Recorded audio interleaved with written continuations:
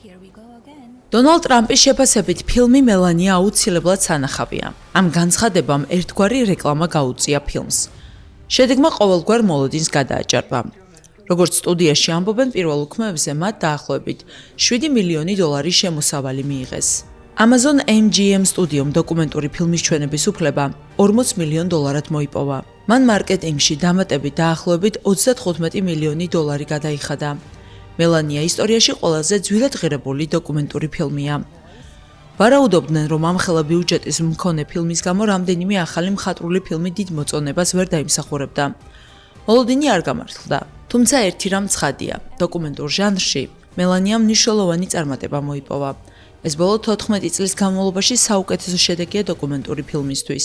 ამავე პერიოდში კინოგაქირავების ლიდერი გახდა სემ რეიმის თრილერი Send Help, რომელმაც 20 მილიონი დოლარი გამოიმუშავა.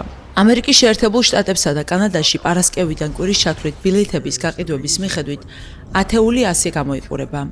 მეორე ადგილზეა Iron Lung, თითქმის 18 მილიონი დოლარის შემოსავლით. მესამე ადგილზე კი მელანია. ათეულში შედის ასევე ზუუტოპია და ავატარი.